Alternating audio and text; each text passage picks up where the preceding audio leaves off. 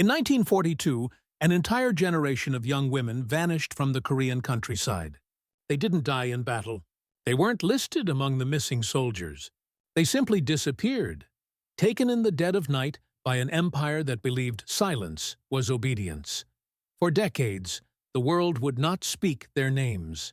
But history remembers them by another title: the Comfort Women. The story begins in a small fishing village on Korea's southern coast, a place untouched by war until the sound of engines came rolling across the hills. Old photographs from that region show life before the silence. Wooden houses by the sea, girls carrying baskets of rice, laughter echoing through the narrow dirt roads. No one in those photographs could have imagined what was coming. The Japanese occupation had already tightened its grip. Curfews, inspections, young men conscripted for labor. But what came next targeted those who had no way to fight back: the daughters. The first trucks appeared at dawn. Witnesses say they flew the flag of the rising sun. Soldiers went door to door, carrying ledgers and lists written in Japanese. They asked for names, ages, and families. In one home, a mother lied. She said her daughter was married, hoping it would spare her.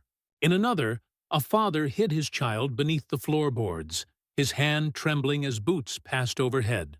But the soldiers weren't looking for excuses. They were following orders. Those who resisted were beaten.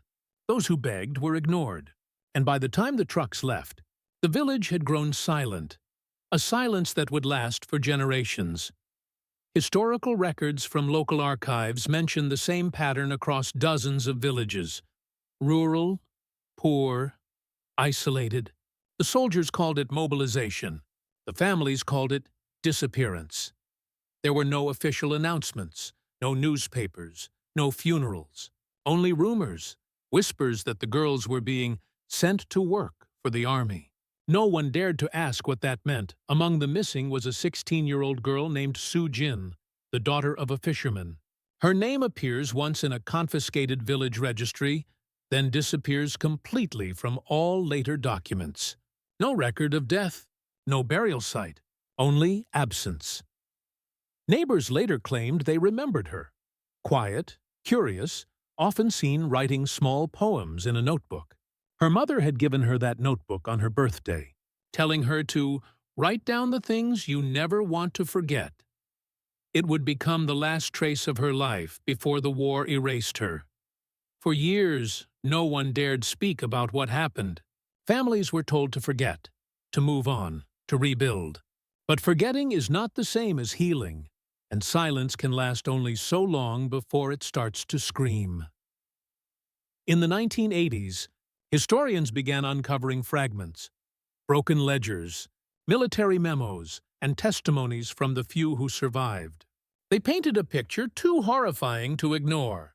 The missing girls had not vanished into the earth. They had been transported across borders to military outposts, garrisons, and camps where their identities were stripped away. The documents described them only as comfort providers. No names, no families, just numbers. But behind every number was a daughter, a sister, a child, a memory buried beneath official lies. The empire called it necessity. The victims called it hell. One testimony, recorded decades later, describes the night Soo Jin's village fell silent. An elderly witness recalled, "They came when the dogs stopped barking. We thought it was thunder, but it was trucks. They took the girls first. Then they took the names." When asked how many were taken, the witness paused before answering. Enough that the morning felt empty. Enough that no one sang again. The village of Hwasun no longer exists as it did. The fields are gone, replaced by highways and factories. But locals say that when the wind moves across the coast at night, it carries faint echoes, women's voices, calling names that history forgot. Archaeologists later found fragments of charred notebooks near the site of an old military storage building. One page survived the fire. It read, in faint pencil marks, "If someone finds this, Tell my mother I am still dreaming. The handwriting matched the style taught in Hwasun's only school in the 1930s, the school where Su Jin once studied. Today, the story of the comfort women stands as one of the darkest chapters of the 20th century. A system built on silence, sustained by fear, and exposed only by the courage of those who survived it. The empire that took them tried to erase their existence. But history does not forget. It waits. It watches. And when the silence breaks, the truth returns. Piece by piece. Name by name. They called it a rest house, but the doors had no handles from the inside. By dawn, the trucks arrived at a coastal outpost in occupied territory. The sea outside was gray, motionless, the kind of silence that swallows screams before they leave the throat. The girls were herded off the trucks. Their names still clung to them like ghosts. By nightfall, even those would be taken away. The soldiers didn't look at them as people. They looked at them as inventory. One officer, clipboard in hand, marked each arrival with a number. No one spoke. Every sound, boots crunching gravel, metal clinking, paper rustling, echoed like thunder in a dead church. Su Jin stood in line. She was only 16. Behind her, a girl whispered a prayer under her breath, not in fear, but disbelief that prayers still existed. The air smelled of diesel and salt. The sea watched, indifferent. Inside, the rooms were small, narrow. A table, a bucket, a single window covered by wire. The walls were painted white once, but now they were gray with fingerprints and shadow. The soldiers called it a comfort station. The girls called it the House of Silence. When the war ended, no one told the girls. There were no announcements, no parades, no flags waving in liberation. Just a single morning when the guards didn't return. The gates stood open, creaking in the wind. The sea outside was restless, as if whispering, "Run." Su Jin stepped out barefoot. The ground was soft with ash. The buildings around her were half burned. The empire's trophies reduced to ruin. A few girls followed behind her, their eyes hollow but shining with something dangerous. Hope. For the first time in years, there was no sound of boots, no shouts, only silence and the slow, uncertain heartbeat of freedom. They walked for miles. No one knew where they were going. The roads were lined with wreckage, helmets, torn flags, letters never delivered. A dead radio played static in a trench, like a ghost refusing to die. At night, they built fires. They didn't talk much. Words felt too small for what they carried. Su Jin watched the flames and wondered if her name still belonged to her. When they finally reached the nearest village, the people stared. The war had eaten everything, crops, homes, sons, and now it returned the daughters, broken and unrecognizable. "Who are you?" an old woman asked. Su Jin tried to answer, but her voice cracked. She said her name once, then again, as if repeating it could make it real. No one came forward. No arms opened. Some whispered that the girls were cursed. Others said they must have served willingly. Rumors traveled faster than truth ever could. So the girls stayed on the outskirts, sleeping in abandoned barns and half-fallen houses. They washed in rivers and cooked what little they could find. When they looked in mirrors, they didn't see survivors. They saw witnesses to something no one wanted to remember. One night, a soldier, young, wearing a different uniform now, stopped by their fire. He said the empire was gone. He said peace had returned. Su Jin looked at him, her eyes dull in the firelight. "Peace?" she whispered. "Where?" The man had no answer. He just looked away, ashamed of a war he hadn't fought. Years passed. Some girls changed their names and vanished into cities. Others never spoke again. A few began to tell their stories, not for pity, but for justice. But when they did, people looked away. They called them liars. They called them disgraceful. Su Jin began writing her memories on scraps of paper. fragments of a truth no one wanted to read. She buried them in jars beneath an old tree by the sea, so that one day, she wrote, when the world pretends this never happened, the earth will still remember. The House of Silence was gone, but its echo lived in every nightmare, every unspoken word. It was not the kind of story history liked to tell. Decades later, when reporters and historians came searching for witnesses, Su Jin was an old woman. Her hands trembled, her voice quivered like a candle in the wind. "They told us to forget," she said. "But forgetting is a luxury the dead never gave us." She closed her eyes, and the room fell quiet, as if the ghosts had gathered, listening. Outside, waves crashed against the same coast where it all began. Fishermen still spoke of the nights when the sea hummed softly, not like a storm, but like a memory refusing to drown. Because the truth does not vanish when the war ends.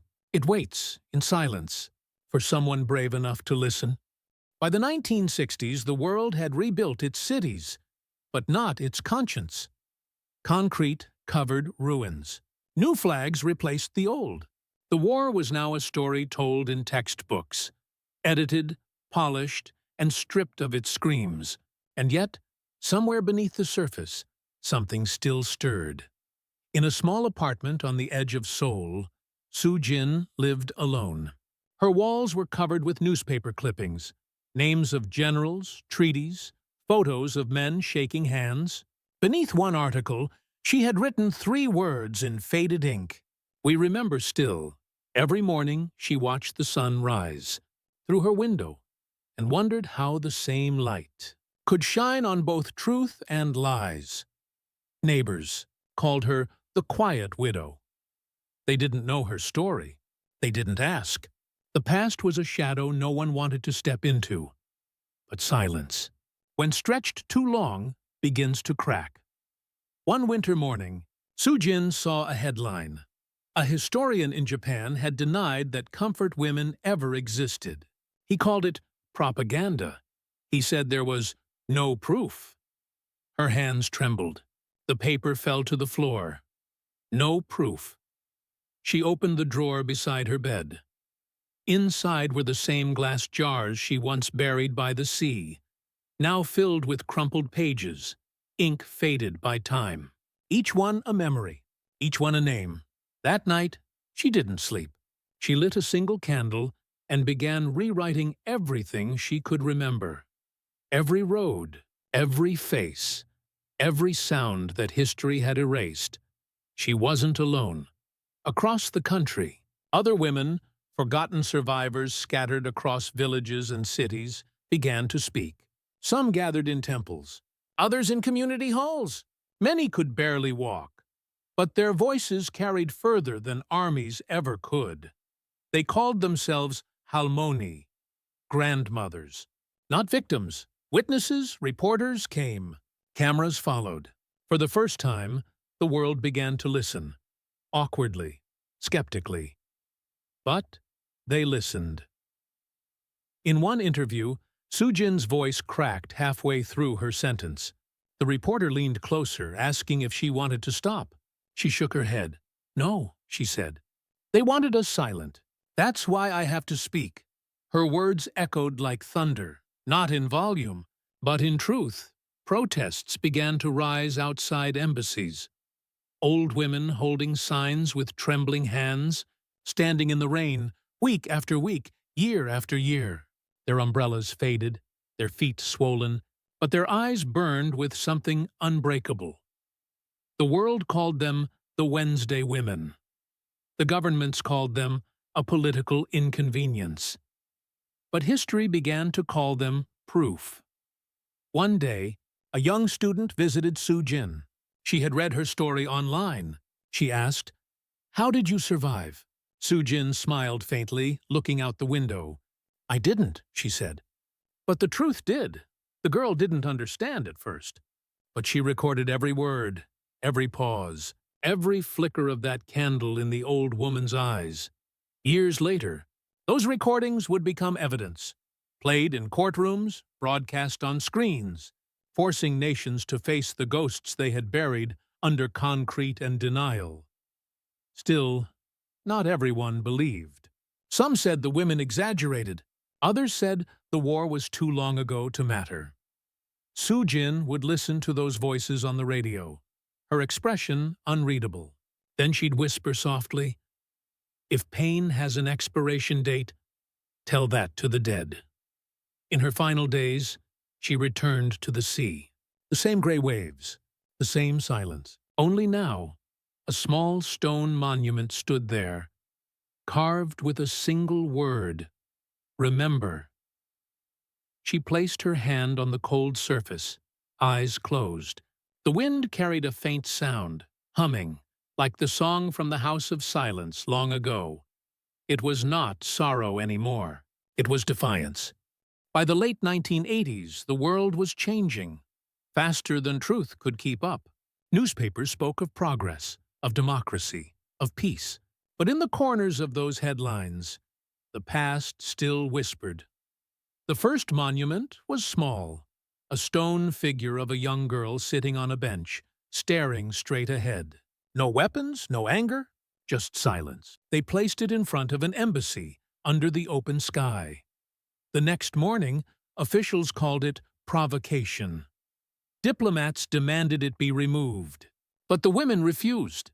They sat beside the statue, holding hands, their shadows merging with hers. Television cameras arrived.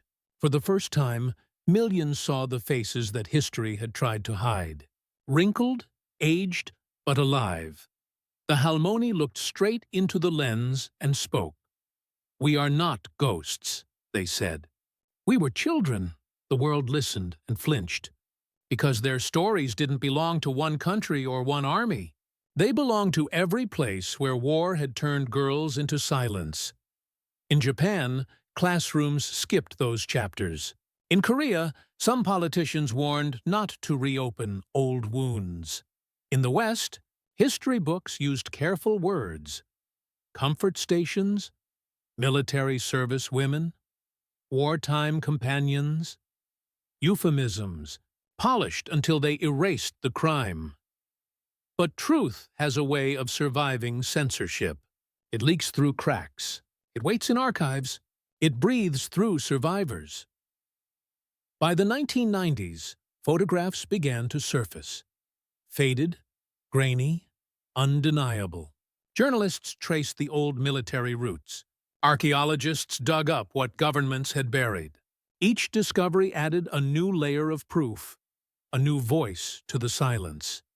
Yet, every revelation met resistance. Some called it anti-national. Others claimed lack of documentation, as if a war crime needs paperwork to be real. In one hearing, a survivor stood before a committee of men in suits. Cameras flashed, microphones buzzed. She spoke slowly, her voice shaking but unwavering. "You wrote our names in ledgers," she said. "You marked our bodies with numbers. And now you ask for proof?" The room fell silent. That footage went viral decades later, reigniting outrage across generations. University students marched in Tokyo, Seoul, Manila, Jakarta, carrying banners that read, "They were not comfort, they were captive." In the crowd, a young girl carried Soo Jin's picture, printed from an online archive, faded at the edges. She didn't know who took the photo. She didn't know if Soo Jin ever smiled again. But she walked for her anyway, because sometimes memory needs strangers to keep it alive. By the 2000s, the battle wasn't just historical.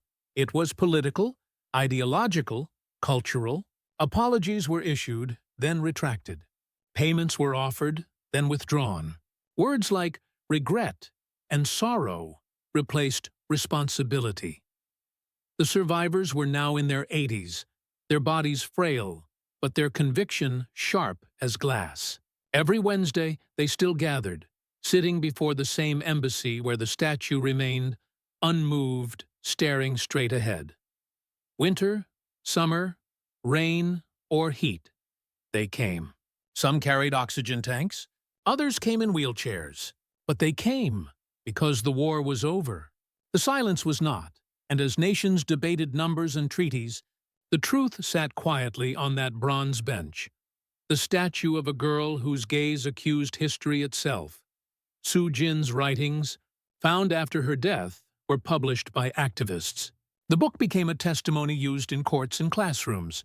On the first page she had written, "If you cannot face our pain, at least remember our names. We are what your history forgot to mourn." That sentence was carved into the base of a new memorial. Not in Seoul, not in Tokyo, but in Washington, D.C., because the ghosts had crossed oceans, and on the day it was unveiled, an old woman, one of the last living survivors, touched the stone and whispered, "We're home now."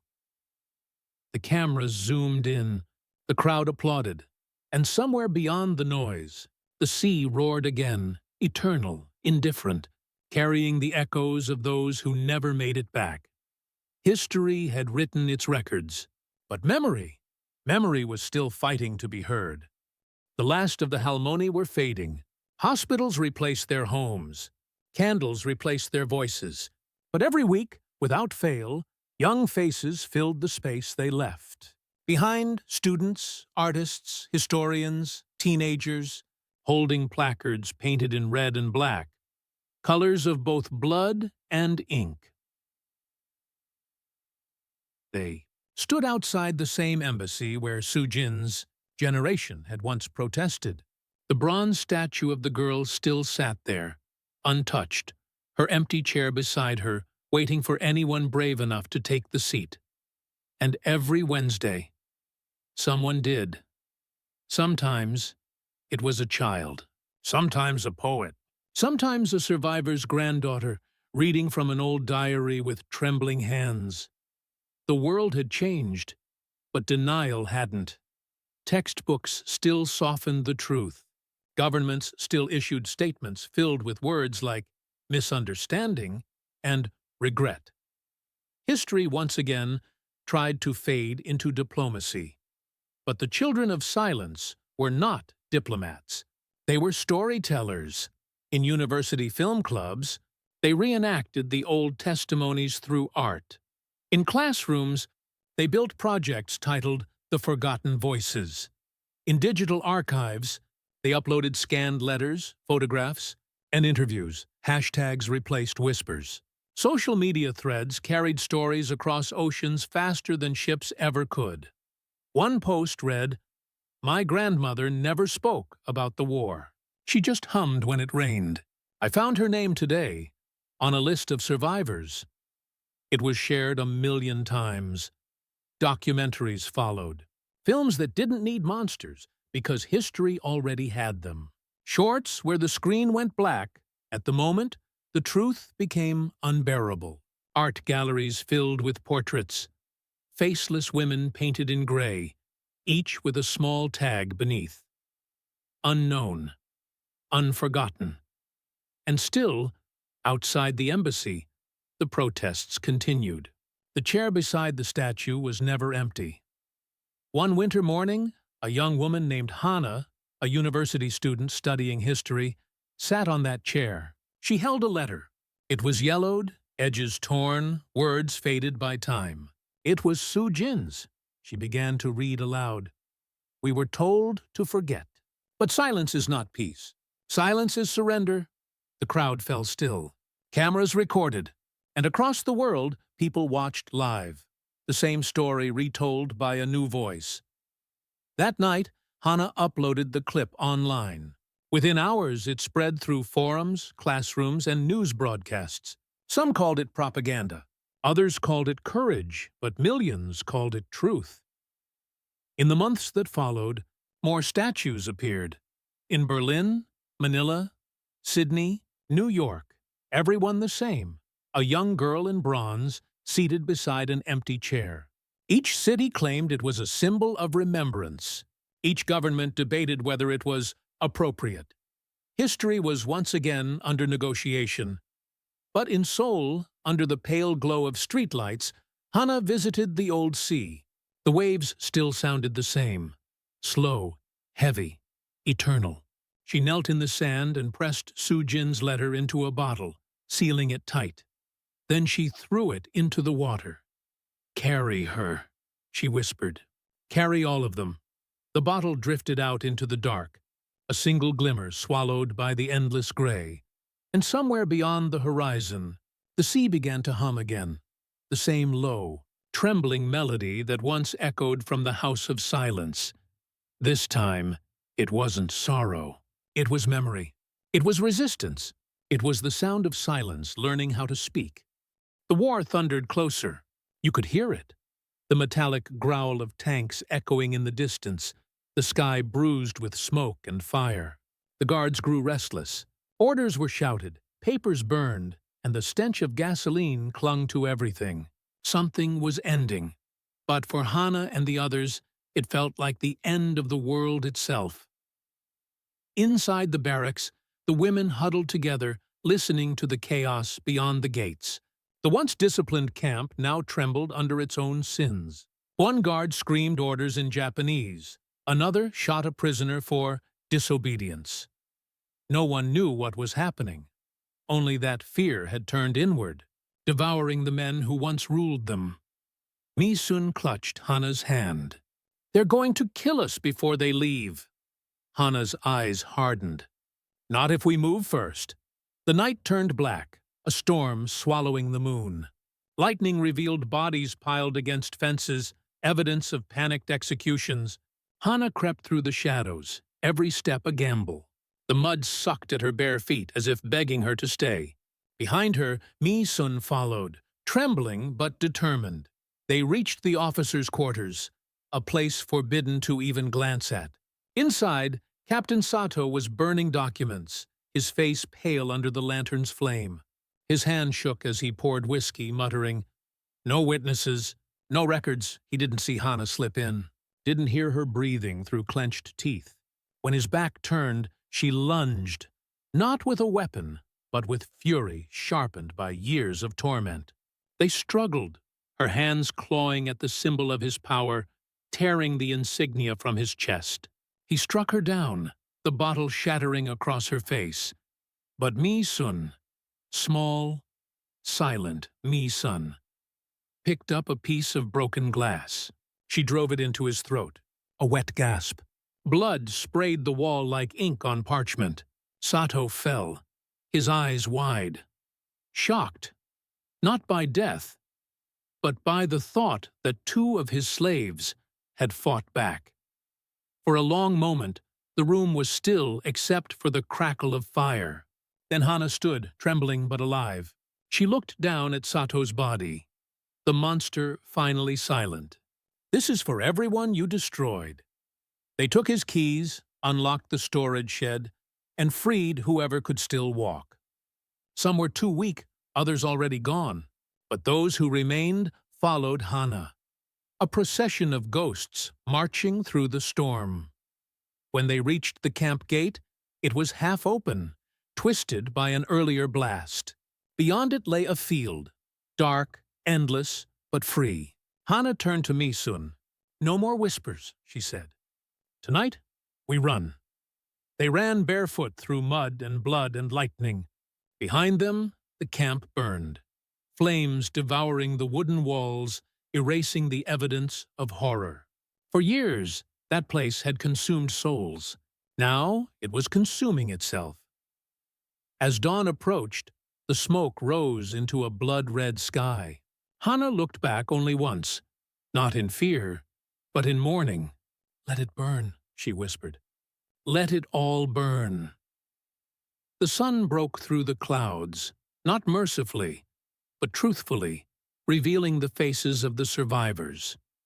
Torn, scarred, yet unbroken, and in that moment, for the first time in years, they were not prisoners. They were witnesses. The morning after their escape, silence hung heavy. A silence so vast it felt unnatural. Hannah and Mi-sun limped across the charred landscape, their skin blistered from the cold wind and the memory of fire. Behind them, the smoke from the camp drifted skyward like a black confession, rising toward a God that had never listened. They reached the remnants of a village, once alive, now only bones of buildings and the scent of decay.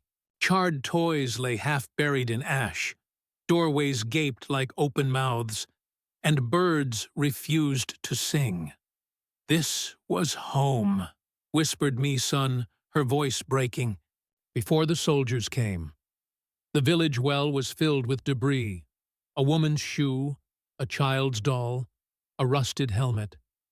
Hana stared into the water's reflection and saw not herself, but the faces of those she could not save. The survivors from the camp, a few women, a boy no older than 12, and an old man missing an arm, spread out silently, searching for anything: food, shelter, forgiveness. But the earth gave them nothing. It had been bled dry by war. Mi-sun knelt beside a collapsed wall and found a half-burnt photograph. A family smiling in the sunlight. She held it close, her lips trembling. "They look happy." Hana said nothing. She couldn't, because happiness now felt like a lie, a word invented by people who had never seen death blink. When night fell, the survivors gathered around a small fire. No one spoke at first. The crackle of burning wood sounded like distant gunfire. Then the boy asked, "Are we safe now?" Mi-sun's eyes filled with tears. "Safe?" she repeated, as if testing the word. She looked to Hana for an answer. Hana stared into the flames, watching them twist like the ghosts of the camp. "Safety doesn't exist," she said quietly. "Only truth does. And truth is, we're still alive." For a long moment, no one moved. Then Hana reached into her torn dress and pulled out something wrapped in cloth, a piece of the camp's flag. She threw it into the fire. The flames turned green for a moment, hissing as if the symbol itself screamed. "Never again," Hana whispered. "Not to us, not to anyone." As the flag burned, the survivors felt something unspoken pass between them. Not hope, but defiance. Above them, the stars emerged. Faint, trembling, but real. And for the first time in years, the wind didn't smell of fear. Mi-sun leaned her head against Hana's shoulder. "Do you think anyone will believe us?" Hana looked toward the horizon, where the ashes met the dawn. "They will," she said, "because we'll make them listen." The fire crackled, casting shadows across their faces. Faces marked by pain, yet illuminated by something stronger. The will to be remembered. By the time the Allied soldiers found them, Hana and Mi-sun looked less like survivors and more like shadows. Their clothes were torn, their feet raw, their eyes hollowed by exhaustion. When the jeeps appeared on the road, the women didn't cheer. They simply watched, uncertain if salvation was real or another cruel trick. An American medic jumped out first, his rifle slung across his back. "Jesus Christ," he whispered, seeing the group of half-starved women huddled together. He shouted for blankets, for food, for help. But Hana didn't move, not until the soldier knelt before her and said softly, "You're safe now. Safe." The word felt poisonous. As the soldiers loaded them into trucks, Mi-sun gripped Hana's hand. "We made it," she whispered. But Hana's gaze was fixed on the horizon, the rising sun bleeding through the fog. "We escaped the camp," she said. "Not the world." They were taken to a field hospital near Seoul. Nurses gasped when they saw the scars. Reporters came, their cameras flashing like gunfire. Questions poured in. Who were they? What happened? Who did this? But when Hana began to speak, when she uttered the words, "Comfort women," a silence fell across the tent. The officers exchanged glances. The interpreter hesitated. Then a quiet order came down from somewhere high above. "Do not record details. Do not publish names." The women were handed clothes, told they were heroes, then told to forget. The same mouths that promised freedom now demanded silence. Hannah tried to write her story. She filled pages with names: the dead, the missing, the girls who sang lullabies in the dark.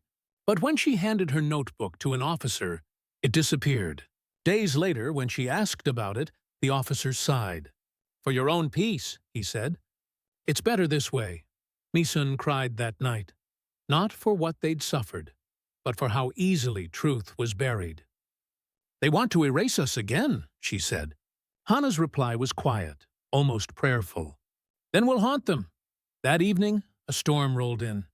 The wind tore through the camp, scattering papers, extinguishing lamps. Hannah stood in the doorway of the hospital tent, letting the rain wash her face. Lightning flashed, and for a split second, she saw reflections of the others. Hundreds of women standing behind her, silent, drenched, unbroken. They were not gone. They were memory made flesh, and memory could never be erased. Years later, when historians dug through forgotten files, they found fragments of Hannah's handwriting, a list of names.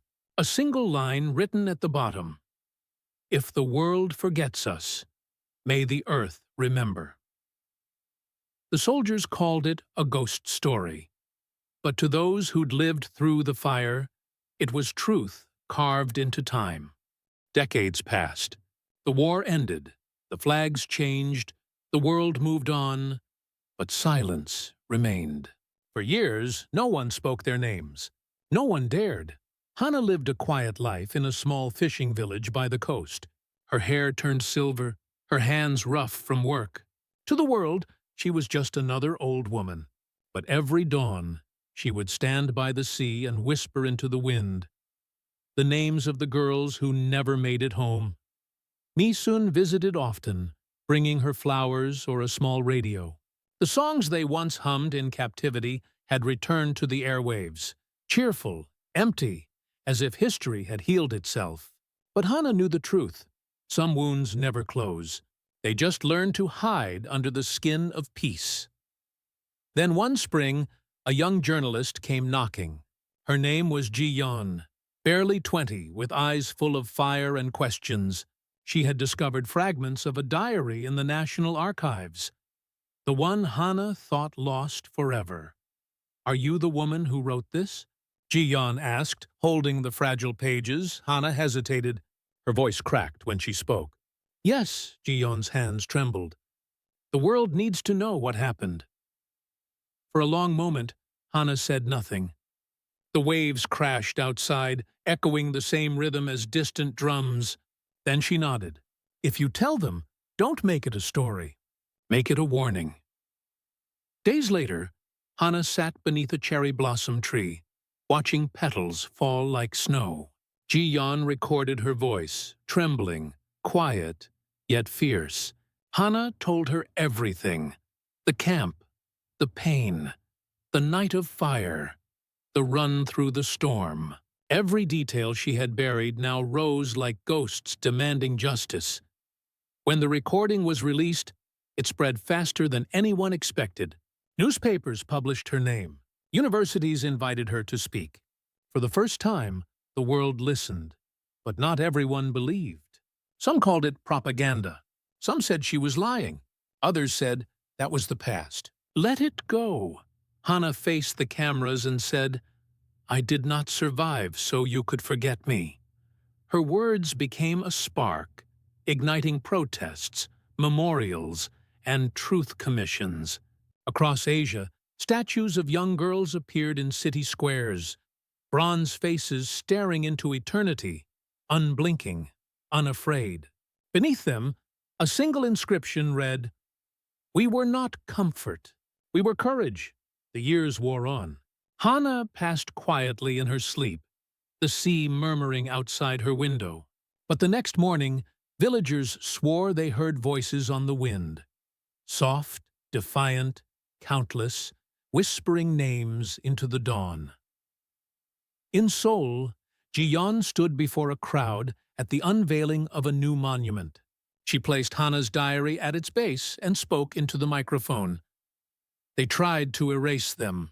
But history has a heartbeat, and today it's still beating.